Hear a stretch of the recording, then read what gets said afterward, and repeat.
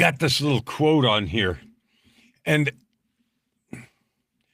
with as much stuff as is going on in the world, sometimes it gets discouraging for me, for you, for any of us, And all you have to do is turn on the news on any channel, and the spin doctors are busy.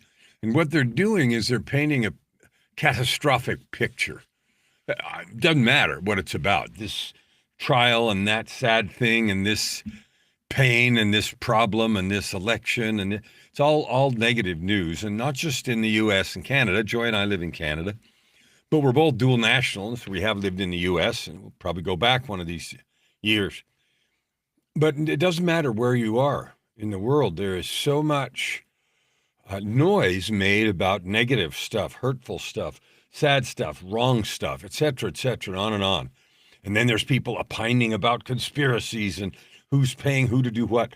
Let's dump all that for a sec. Here's the truth. Those kind of news stories sell. People love to make that noise and sadness and pull your attention to that. But you know what? That's not the majority of what's going on. The majority of what's going on is good. The majority of people are trying to do good things. They're living their lives as well as they can. And I don't mean, well, they're getting by the best they can, because that sucks. They're actually trying to do good. Now, I love the phrase, add good to the world. It's kind of fun. And when I ask people, and I often do that with guests on shows, I'll say, so I want you to throw away all the modesty in the world, and I want you to tell the listeners, tell me how you add good to the world. And if that's a surprising question, then I'll give them this analogy. When we breathe, we add carbon dioxide, right? So I'm adding something to the world. If I litter, I added garbage to the world. If I love, I added good to the world. Now, sometimes we have trouble with loving because someone hurt us or whatever. But love is the glue. Love is the creative force. Love is what will save us. Love will keep us alive. And you heard all those songs since forever, and so have I. I'm 70, and I've been hearing them for decades. And the older I get, the more convinced I am that that's true, and it's not just fancy woo-woo speak. Love is a verb. It's not just a word, a feeling. Well, let's be nice to each other. Love is a nurturing growth. You know that. When somebody really loves you, or you love somebody, like you're all in, nurturing. And so I put love here because this is part of my personal truth document. It's a foundational piece, and you can read it, and it says, and I mean this, I love you without hesitation. Like, I don't have to know you first, even if something is obviously not right in the moment, because what I know about each person, and that means you, is that you're a divine being. You came from the same place I did. And you've gone through a set of experiences that have brought you right where you are right now. Maybe you're making decisions or in a situation that is either sad or hard, or that I would say, wow, I wonder why they're doing that. But the answer to that, I wonder why, is because the set of circumstances that you've been through or I've been through brings you or me to a point where you think this is the right thing to do right now. Now, I don't know about you, but I've had times when 1 minute or 1 day or a year or 10 years later, I look back and say, I wouldn't do that again. And what also almost always happens is then this pile of guilt and shame. Oh, I shouldn't have done that, blah, blah, blah. Forget that. Forgiveness is real. So those who dare greatly fail greatly. Me, you. So carry a big blanket of forgiveness, because carrying that feeling of, oh, I should have done that different, or something wrong with me, that doesn't help you make money. It doesn't help your creativity, and it sure as hell doesn't have you feel good in your heart. So here's my little saying. I love you without hesitation. I listen you without expectation.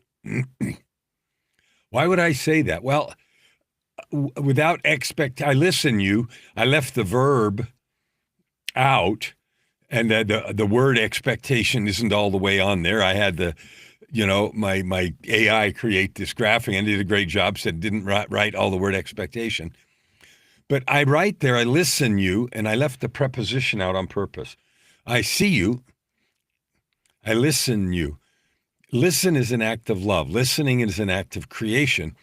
Because if I truly listen to who you are, what you're doing, what you're feeling, and everything else, and not just the words, and I'm not listening to correct or respond or to rebut or to prove anything, I'm just listening, I get to create energy and love. So listening and loving are right connected in my experience. And the next sentence is, I behold your divine nature and gifts with awe and wonder. The truth is you are that and you have that. Maybe you've developed them far beyond my understanding or ability, and maybe you haven't yet. But I see them because I'm looking for them. You know the old adage, you get what you look for, right? Well, if I look for the beauty and gifts in you, I'm going to find them, and I choose to do that. And the last thing is I acknowledge and serve you right here, right now.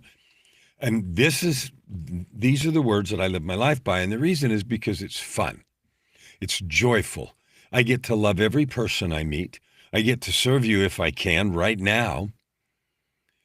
And I acknowledge your divinity and your capability right here, right now. And when those thoughts fill my mind, my day's joyful all the time. Now, I'm going to invite you to be on one of my podcasts if you want to. I have a podcast called Your Ultimate Life. It's about how to create a life of purpose, prosperity, and joy using your life experience and your gifts. If sharing your message, I call it the story of your becoming, because where you are now, nobody was born at this moment, right? So the story of your becoming, how you got where you are, is a beautiful journey. And it's perfect because you're perfect where you are right now. You may want to go somewhere else and change, and that's cool. That's what I love about being a coach. See, I listen and love people into existence in my world. And then I get to acknowledge and honor everything that you are. And if you want to, I can help you discover and develop what's next. But either way, I love you. And so if you're interested, get a hold of me and tell me what you love to share with the world. What is your goal? Because what I notice, I recorded 2 episodes yesterday, one for LA Talk Radio and one for the podcast. And what I notice all the time, without exception, is when you or I or anyone goes through a set of struggles, as we overcome those things, we not only do we grow from overcoming, but we have this yearning, this desire to help people with that learning. That yearning just comes up in us, and it's part of our divine nature. And so one of the things I love to do is help people take that yearning and turn it into a book or a program or a product or a mechanism of some kind so you can serve more people. And you can create a business if you want to. Because when you have those hard learnings, boy, are you in a powerful place. What a beautiful gift you have and can give. So I love you without hesitation. I listen to you without expectation. I behold your divine nature and gifts with awe and wonder, and I acknowledge and serve you right now. And if there's some insane goal that you want to achieve, we should talk, because that's my specialty. See you tomorrow.